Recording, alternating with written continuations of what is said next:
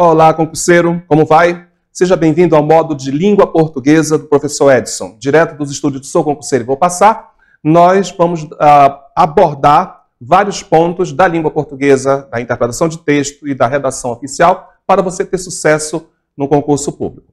Nós estamos com vários editais abertos, também probabilidade de concursos com a PC, a M, a PM, certo? Bombeiros, Censa. Então, vamos aproveitar e estudar.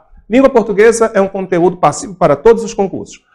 Então, vamos lá, acelerar. Nós, em 5 aulas, nós vamos abordar interpretação de texto, ortografia, classe de palavras, sintaxe e redação oficial, tá bom? Muito bem. Primeiro ponto que eu gostaria que você tivesse em mente, antes de iniciar a aula de interpretação de texto, que é a primeira do nosso módulo, eu quero que você entenda as condições efetivas para você compreender as múltiplas funções de um texto. Exatamente.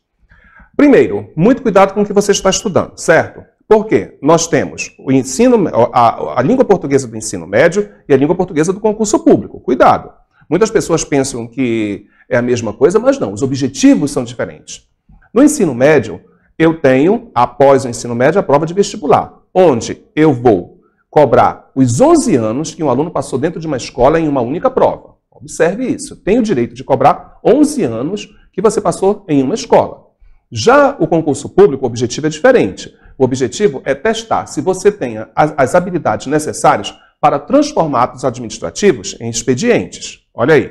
Então eu preciso saber se você sabe se comunicar, se você sabe comunicar uma norma, um ato, fazer uma correspondência, tudo isso eu preciso. Muita gente está dizendo, isso é mentira, já está inventando. Então por que a gramática para ensino médio é uma e para concurso público é outra? O conteúdo, a abordagem é de forma diferente. Você pode prestar bem atenção nisso. A prova é que, para concursos públicos, eu tenho o quê? Editora Campos, né? Com Marcelo Rosenthal, Renato Aquino. Tá? Já para... Tem vários, né? Mas só um pequeno exemplo. Para ensino médio, eu tenho quem? Luar Sarmento, Hernani Terra, Celso Cunha, José Nicola. Então, muito cuidado. A seleção do material é importante. Primeiro de tudo, nós vamos ter que examinar bem os recursos linguísticos que são usados dentro de um concurso público. Aí você vai ter os recursos fonológicos, morfológicos, sintáticos, semânticos. É importante também você ver que o nosso texto está ligado a uma prática, certo? E muitos de nós temos dificuldade na prova de interpretação de texto porque nós não fomos treinados para isso. Então, essas provas estão ligadas ao gênero, aos gêneros discursivos de cada texto, às sequências textuais, narrativas, descritivas, dissertativas, injuntivas, dialogais, expositivas. Mas o mais importante para você pensar em uma prova de concurso público é que todo texto ele é sócio-pragmático discursivo, né? Sócio porque ele circula em uma sociedade de concurseiros. E, além disso, as bancas ela têm suas predileções. Então, você tem que começar a ver isso também. Vou dar um exemplo para vocês. CESP, que é uma banca muito boa, apesar de ser um terror para muitas pessoas. Por quê? Porque você não foi preparado para provas certo ou errado, você foi preparado na escola para múltipla escolha. Então, mas é uma prova muito fácil. E os textos CESP são textos gostosos, né, de você trabalhar. Porque são textos tirados de blogs, de sites, são textos até mesmo coloquiais. Diferente da FCC, que são textos mais rígidos, tirados de revistas como Carta Capital, Revista Economia, que não são revistas muito lidas por nós, certo? Já a VUNESP, por exemplo, todos os textos VUNESP, retirados de meios de comunicação, jornais, revistas, todos eles do estado de São Paulo. Por que é importante isso? Para você começar a entender a variedade de textos e o que eu sou capaz de fazer com eles. Então, a primeira pergunta, quando eu chego a uma sala de aula, que o aluno faz é: Edson, como eu vou estudar português? Edson, isso é muito difícil. Como eu vou conseguir fazer isso? Ora, o primeiro ponto que você tem que ter em mente é que estudar língua portuguesa não é tão difícil assim. Aí as pessoas falam, né? Por que é tão difícil compreender gramática? Porque você quer decorar regras. Esse é o ponto. Aluno de língua portuguesa, principalmente de concurso público, não foi feito para decorar regras. Muitos candidatos têm dificuldades para estudar todas essas regras porque vocês querem memorizar, decorar. Calma. O importante é você aprender e começar a utilizar essas regras no dia a dia. Utilizar o que você aprendeu no dia a dia, mas você não faz isso. Quer um exemplo? Vamos à regência. Né? Eu poderia falar de acentuação gráfica, regência, tudo, mas vamos falar de regência. Uma das grandes dificuldades que nós temos é isso, né?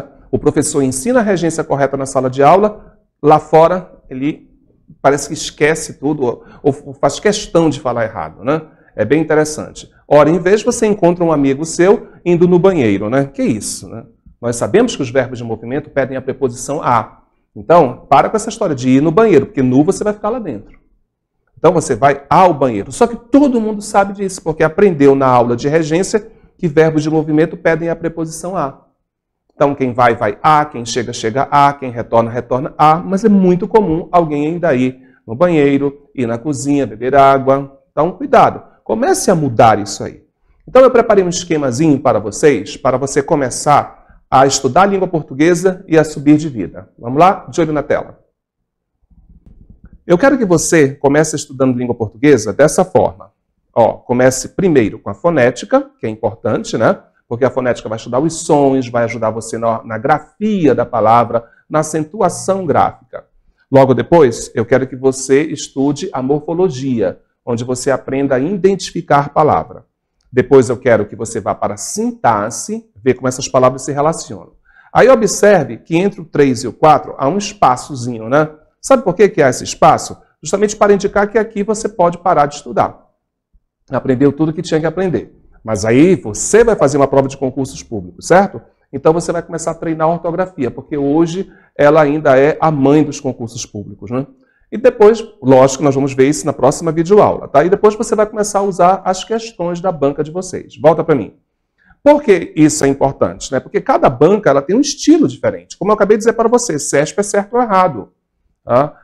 Aí nós temos bancas que cobram múltiplas questões de múltipla escolha, né?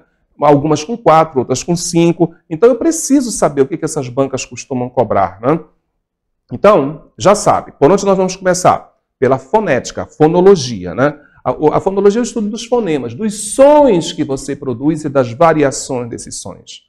O que é importante estudar dentro da morfologia? A acentuação gráfica, a ortografia. Aqui você vai aprender os fonemas devido a algo bem importante para nós. Né? Vou dar um exemplo para vocês. Né? Vamos lá, de olho na tela. Nós temos aqui a pronúncia de algumas palavras. Né? E você pronuncia as palavras e muitas vezes você pronuncia de forma certa ou, às vezes, pronuncia de forma errada. Então, observe. Olha o que é decorar regras e olha o que acontece. Eu tenho essa palavra aqui, olha. Que muitas pessoas pronunciam como uréter. Uréter. Se a pronúncia fosse uréter, essa seria a sílaba mais forte. Então, eu tenho aqui a oxítona, a paroxítona e a proparoxítona. Se a pronúncia fosse uréter, essa palavra seria acentuada. Por quê? Acentuamos todas as paroxítonas terminadas em R. Todavia, esta palavra não está acentuada. Então, eu chego à conclusão que a pronúncia é ureter. E por que ela não é acentuada? Porque não acentuamos oxítonas terminadas em R. Viu só? Volta para mim. Então, adiantou você estudar regras de acentuação gráfica, decorar regras de acentuação gráfica, que nem pronunciar a palavra, sabe? É a mesma coisa que catéter, né? Catéter, vou colocar um catéter, o médico vai colocar um catéter, se ele colocar você vai morrer. Porque se a pronúncia fosse catéter, ela também seria uma paroxítona. E logo estaria acentuada, né? Porque nós acentuamos paroxítonas terminadas em R. Então chegamos à conclusão que a pronúncia é catéter. Olha que interessante, né? Então, muito cuidado com o que nós estamos aprendendo e como estamos aprendendo. Depois nós temos a morfologia. A morfologia vai estudar, lógico, que a estrutura, a formação da palavra, mas para os concursos públicos, o que vale mais na morfologia é a classificação da palavra. Então, a partir de hoje, eu quero que você concentre nisso. Né? O que é peculiar na morfologia? É o estudo, né? Que a palavra deve ser olhada isolada da oração. Ou seja, vamos logo simplificar. O que é morfologia? É você identificar a palavra. O que é isso em minha mão? Ó, uma caneta. Muito bem, isso é morfologia. Então eu quero que você identifique se ela é um substantivo, se ela é um verbo, se ela é um advérbio, se ela é um pronome. Pronto, acabou. Uma vez identificando, você sabe para que serve, correto? Mais uma vez, o que é isso aqui? Isso é uma caneta. Para que serve? Isso seria a sintaxe. Então a sintaxe, ela vai estudar os termos da oração, que é a nossa terceira videoaula, quarta videoaula. Nós vamos estudar pontuação, regência, concordância, crase. Tudo isso envolve sintaxe por um motivo, né? A sintaxe, ela é responsável em estudar o relacionamento que as palavras possuem na hora que estão formando suas frases, orações e períodos. Então, essa parte da gramática, muitos alunos gostam, né? Ela vai estudar a disposição das palavras dentro de um texto, dentro de frases, para que você veja essa relação lógica que há entre elas. Tá bom? E por último, a semântica, né? Cuidado, né? Na semântica você vai ter o significado das palavras, seu sentido denotativo, conotativo, né? Na linguística, ou seja, na gramática, a semântica estuda isso, né? O estudo do significado, a interpretação, o significado de uma palavra dentro de um texto, que eu posso mudar, porque eu tenho sentido conotativo e denotativo, né? Então é só você pensar. Denotativo, começa com que letra? D. D de dicionário. Então, esse é o sentido real da palavra. Já o conotativo começa com C, C de crer, de criatividade. Então, a palavra vai ter seu sentido figurado. Então, eu preparei um resumo para você memorizar tudo o que eu disse. Vamos lá? De olho na tela. Então, eu quero que você tenha uma visão da fonética, onde você vai estudar os fonemas, ortografia e acentuação gráfica. Na morfologia, você que é concurseiro vai se preocupar com a classificação das palavras, as famosas classes de palavras. Na sintaxe, você vai estudar os termos da oração, estudar pontuação, concordância, regência, crase. E na semântica, você vai estudar o significado das palavras e o seu sentido denotativo, conotativo. Viu como é fácil? Volta para mim agora. Muito bem. Então, um breve resumo para que você tenha uma noção do que você vai trabalhar. Agora, você que está me assistindo nesse exato momento, ao vivo, né? Muito bem, 18 horas. O que é que nós temos aqui? Vários concursos que estão começando a entrar em evidência, certo? Há pouco nós tivemos o IFAM. Agora vamos ter, não sei qual, mas, enquanto isso, não espere, estude. Esse é o ponto. Nós não temos essa tradição de estudar, né? Só estudamos quando sai o edital. Cuidado, suas chances diminuem. Começa a estudar agora. Aí você pergunta, Edson, mas estudar o quê? Eu não tenho edital? Precisa disso? De olho na tela. Esses são os conteúdos que vai cair em prova e não adianta. Eles estão em toda e qualquer prova. Interpretação de texto, concordância, principalmente a verbal, todo mundo sabe disso, mas é bom estudar nominal também. Aí você pode estudar verbos, principalmente as vozes verbais, né? A regência, que, apesar de estar caindo, a regência, né? Há concursos que não pedem mais, né? Mas aí você pode estudar a regência do pronome relativo, olha aí, que funciona bastante, pontuação e a parte de coesão textual, que são chamados de nexos oracionais, né? A famosa coesão textual. Então vale a pena você estar sempre investindo nesses pontos. Por isso que nós estamos aqui. Aqui nos nossos estúdios, passando esse conhecimento para você. Vamos lá? Volta para mim. Então, são conhecimentos básicos que você pode ter. Então, o primeiro deles, qual seria? Interpretação de texto. Tá? Então, vamos fazer a nossa abertura? Iniciando a nossa aula. De olho na tela? Muito bem. Então, nós vamos começar a aula de hoje falando um pouco sobre interpretação de texto, principalmente seus aspectos coesivos e coerentes. Pode voltar. A interpretação de texto, ela assusta muitos alunos, né? Por quê?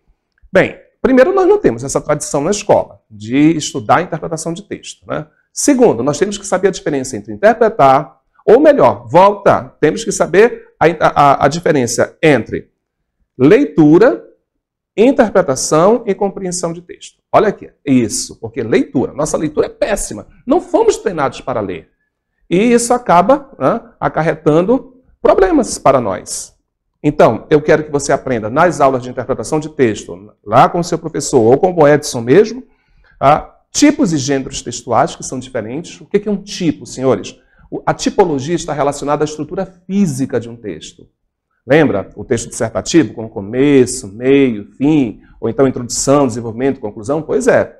Será que os outros textos vão ter essa mesma estrutura física? Lógico que não, senão nós não teríamos tipos de textos. E gênero, como você apresenta esses textos para as pessoas, né? Então vamos fazer um laboratório bem rápido. Eu tive uma ideia. Muito bem. Você consegue saber o que eu estou pensando? Você consegue ler meus pensamentos? Não. Para que isso ocorra, eu tenho que traduzir. Essa tradução é chamada de texto. Então, texto é a ideia de um autor. Acabou. Tá? Depois que você tiver essa ideia, você vai colocar num papel. Para isso, você vai colocar em um tipo de texto qualquer. Então, eu quero que você saiba que eu vou comprar um carro. Muito bem. Só que tipo de carro é esse? Então, eu vou passar uma ideia para você. O tipo de carro que eu quero. Para passar essa ideia, eu vou escrever um texto. Então, eu vou começar descrevendo o carro dos meus sonhos, o tipo de carro que eu quero comprar. Que tipo de texto é esse? Ora, eu tenho um texto descritivo. Isso é o tipo, a tipologia. Agora, como eu vou apresentar esse texto para você? Esse como já se transforma em gênero. Eu vou apresentar esse texto descritivo em forma de carta. Caro aluno do seu concurseiro, vou passar.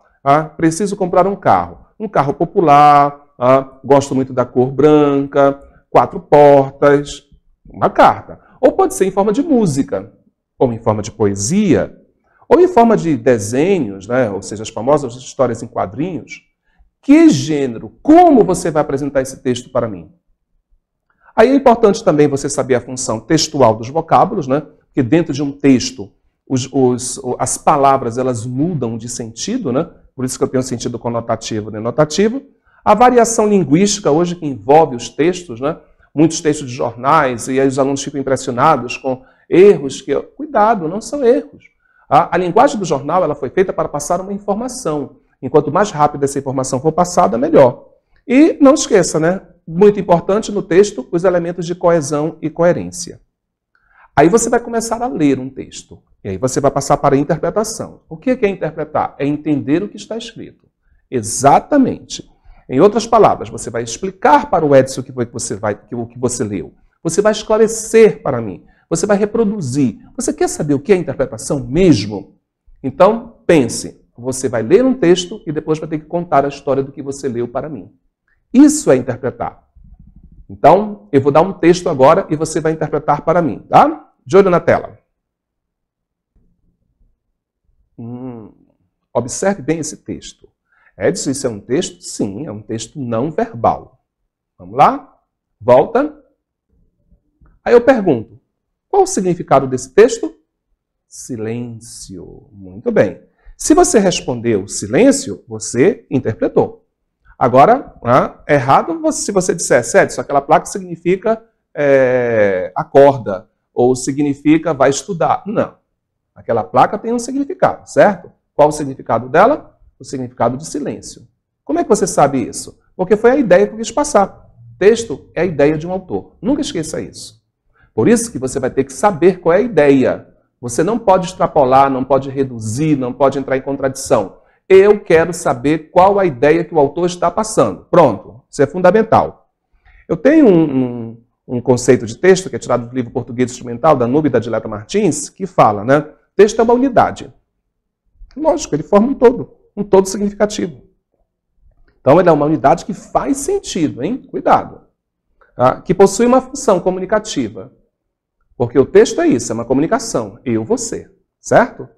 Reconhecida e reconhecível pelo leitor. Edson, que diabo é isso? Reconhecida e reconhecível. Não é a mesma coisa? Não. Reconhecida porque o texto está em língua portuguesa. E reconhecível porque você sabe trabalhar com ele. Já pensou? Você vai fazer o seu concurso público, no dia da prova, você abre a prova e ela está em árabe. Vai encarar? Ótimo. Então, porque árabe não é uma unidade reconhecida por você. E reconhecível porque você sabe as funções sintáticas, as classificações morfológicas, os estratos semânticos. Então, fica tudo certo. Não esqueça, o texto é quando eu uso a escrita, né, para essa forma de comunicação. Nós temos várias maneiras de nos comunicarmos. Nós temos a escrita, a fala, a imagem, sons, mas o texto é quando eu uso a escrita para me comunicar com você. Esse texto ele pode ser verbal ou não verbal. O não verbal é quando ele é composto por imagens, figuras, desenhos, símbolos. Como assim, Edson? Vamos a um exemplo? De olho na tela, mas eu quero tela inteira. Olha, muito bem.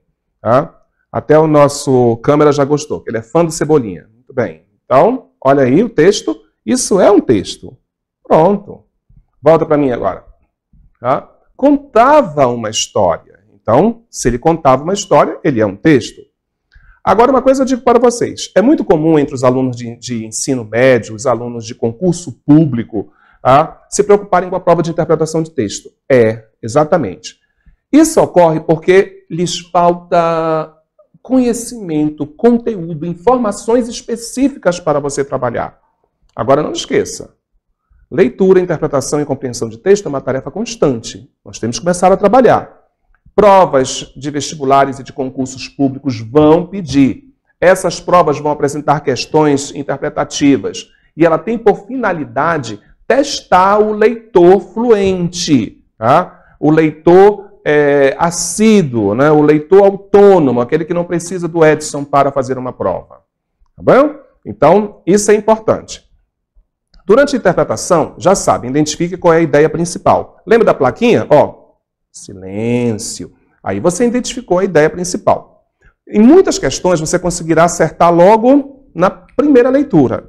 Mas isso você tem que se tornar um leitor assíduo, certo? Então procure conversar com o texto. Um dos grandes problemas que eu, Edson, encontro na minha sala de aula é que o aluno ele não quer conversar com o texto. Pergunte qual a mensagem que está sendo passada. Qual a mensagem que ele quer passar? Qual o objetivo desse texto, hein? Quais são os principais fatos desse texto? Ou os principais personagens? Leia tudo com a máxima atenção. Eu preciso que você tenha isso em mente. Eu vou mostrar algo para você, mas antes deixa eu contar uma história bem rápida. Né?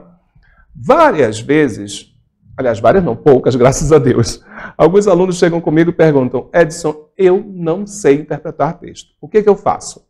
Eu tenho um exercício fantástico para vocês, né? Mas não depende de mim, depende só de você. Eu quero que você pegue jornais. Aí eu peço para os alunos, né? Inclusive alguns alunos estão me escutando, podem dar até esse depoimento, né? Nas nossas opiniões, que você pode se comunicar comigo. Estou esperando, hein? Se eu não conseguir responder todas as perguntas hoje, né? Mas não esqueça, elas serão respondidas. Por isso que o meu e-mail está aí.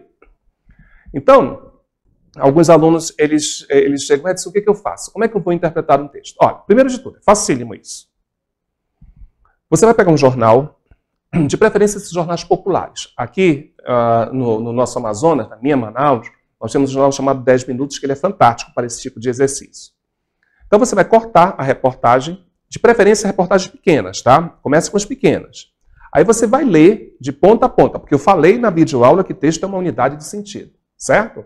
Então você vai ler o texto de ponta a ponta sem parar. Sem riscar, sem nada, você só vai ler o texto. Porque quando você assiste a um filme, quando você vai ao cinema e assiste a um filme, você não risca, certo? Então você lê de ponta a ponta, aí você fecha o jornal e faz umas perguntinhas. O que aconteceu? Como aconteceu isso? Onde aconteceu? Por que aconteceu? Quando aconteceu isso? Vamos ver se isso funciona? De olho na tela, mas eu quero inteira. Em 1970 e 1971, houve no Nordeste brasileiro uma enorme procura por sapos, que eram caçados para que suas peles fossem exportadas para os Estados Unidos. Lá, elas eram usadas para fazer bolsas, cintos e sapatos. Isso levou a uma drástica diminuição da população de sapos nessa região. Você viu que eu li de forma inteira. Não, deixa lá para mim. Tá? Você viu que eu li de forma inteira. Não parei a leitura, certo? Muito bem. Agora eu quero que você responda a essas 5 questões. Como eu disse, uma informação conta com uma série de elementos básicos. O que aconteceu, quem participou dos acontecimentos. Comece a conversar com o texto. Onde e quando se passaram esses eventos, como e por que ocorreram esses fatos. Então, vamos voltar ao texto. Só que você só vai ler uma vez, hein? Terminada a leitura, o que você faz? Onde ocorreu? No Nordeste brasileiro. Quando ocorreu? Em 1970 e 1971. Para que ocorreu? Para a exportação das peles dos sapos, né? Consequência dessa caçada? Uma redução da população de sapos. Viu só? Mas olha, você tem que ser honesto, hein? Você vai pegar o texto, lê apenas uma vez, fecha o jornal e abandona. O que vai acontecer? Aí você pergunta, o que aconteceu? Como aconteceu? Com certeza, nas 2, 3 primeiras, você não vai conseguir responder, tá bom? Exatamente. Por quê? Porque você não tem a prática da leitura e da interpretação de texto. Mas com o avançar, com certeza você vai começar muito bem. Então, vamos exercitar um pouco para a aula não ficar muito cansativa? De olho na tela. Passei a vida atrás de eleitores e agora busco os leitores. Isso foi uma entrevista de José Sarney para a revista Veja. Passei a vida atrás de eleitores e agora busco os leitores.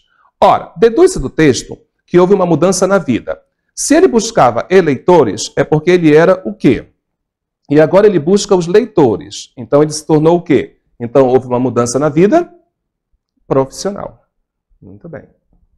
Volta. Viu só? Não é difícil. Olha, e você viu que eu comecei com um texto pequeno. Por quê? Porque o meu concurseiro, ele está começando. Não tenha vergonha de começar, não, sabe? Quando alguém começar a criticar você, tá lendo esse textinho aí, deixe. Mais tarde, quando você estiver no topo da pirâmide do poder público, ele vai estar lá embaixo, porque ele parou para criticar você, tá bom? Então comece com textos pequenos, tá? O horóscopo, por exemplo. Eu sempre peço para os meus alunos com dificuldades em interpretação de texto fazer esse exercício, né? Eu já tive alunos até que compraram pequenos caderninhos, né? Colocaram o texto lá, aí colocavam as anotações, pediam para eu conferir. Eu achei isso fantástico. Inclusive, eu tive uma aluna há um tempo que ela fez isso, né? Ela chegou no terceiro dia de aula e disse, Edson, eu não consigo, o que eu faço? Fizemos o exercício juntos, ela tirou 3º lugar em um concurso federal. Olha que interessante. O teu concorrente que está te criticando, ele está estudando agora direito, informática, tudo, está lendo e não está sabendo interpretar. Ele sabe tudo do direito, mas não sabe interpretar a questão. E aí, como é que fica? Vamos lá, então? Segundo exercício, de olho na tela. Os animais que eu treino não são obrigados a fazer o que vai contra a natureza deles. Olha aí, os animais que eu treino não são obrigados a fazer o que vai contra a natureza deles. O sentimento que melhor define a posição do autor perante os animais é: o autor tem fé, respeito, amor ou tolerância pelos animais? Ora, se os animais que ele treina não são obrigados a fazer o que vai contra a natureza deles, ele só pode ter o que pelos animais? Muito bem, respeito. Tá vendo? É muito fácil você gabaritar uma prova, certo? Só que você vai precisar trabalhar bastante.